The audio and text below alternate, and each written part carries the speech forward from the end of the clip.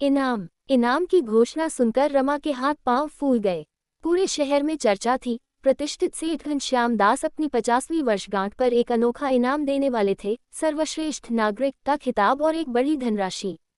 रमा, एक साधारण सी गृहिणी, कभी सपने में भी नहीं सोच सकती थी कि ये इनाम उसकी पहुंच में भी हो सकता है। रमा का जीवन साधारण था। सुबह उठना, बच्चों को स्कूल भेजना, घर के काम निपटाना और शाम को पति के लौटने का इंतजार करना। उसकी दुनिया घर और परिवार तक ही सीमित थी। लेकिन रमा के भीतर एक अदम्य भावना थी, दूसरों की मदद करने की, समाज के लिए कुछ करने की। ये भावना उसे चैन से नहीं बैठने देती थी।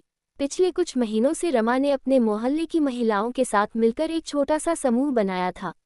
इस समूह का नाम था उम्मीद। उम्मीद का उद्देश्य था गरीब बच्चों को पढ़ाना, जरूरतमंदों को कपड़े और खाना मुहैया कराना और बीमारों की मदद करना।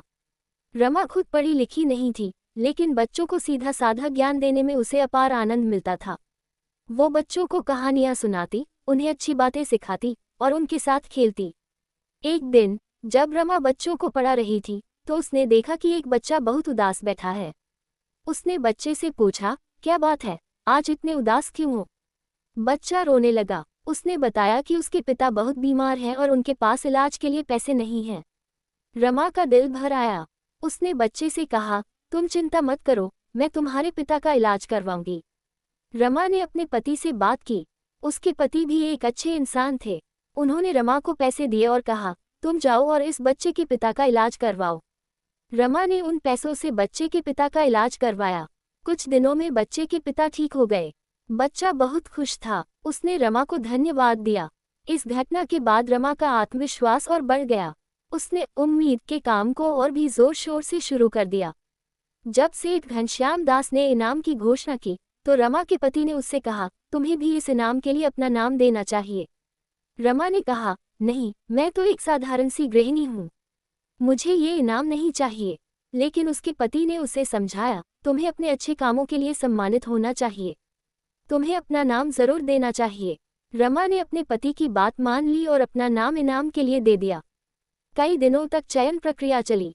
शहर के सभी प्रमुख लोगों ने अपने अपने नाम दिए थे। रमा को लग रहा था कि उसका नाम कहीं नहीं होगा। वो तो एक छोटी सी महिला थी, जिसके पास कोई बड़ी डिग्री नहीं थी, कोई बड़ा पद नहीं था। लेकिन जब इनाम की घोषणा का दिन आया, तो सब लोग चौंक गए। सेठ घनश्याम दास ने सर्वश्रेष्ठ नागरिक के इनाम के लिए रमा का नाम घोषित किया। रमा की आंखों में आंसू आ गए। उसे विश्वास नहीं हो रहा था कि उसे इतना बड़ा इनाम मिलेगा। सेठ घनश्याम दास ने अपने भाषण में कहा, रमा ने अपने छोटे से प्रयासों से समाज में एक बहुत बड़ा बदलाव लाया है। उन्होंने गरीबों की मदद की है, बच्चों को पढ़ाया है और बीमारों का इलाज करवाया है। वो सचमुच में एक सर्वश्रेष्ठ नागरिक हैं। रमा ने इनाम स्वीकार किया। उसने कहा, ये इनाम मेरा नहीं है, ये इनाम उन सभी लोगों का है जिन्होंने मेरी मदद की है, जिन्होंने उम्मीद को अपना समर्थन दिया है। रमा ने इनाम में मिली राशि को उम्मीद के कामों के लिए समर्पित कर दिया। उसने कहा, मैं इस पैसे से और भी गरीबों की मदद करूंगी और बच्चों को पढ़ाऊंगी। इस घटना के बाद रमा और भी प्रसिद्ध हो गई। लोग उसे सम्मान से देखने लगे। लेकिन रमा वैसी ही साधारण बनी रही। उसने अपना काम और भी लगन से जारी रखा।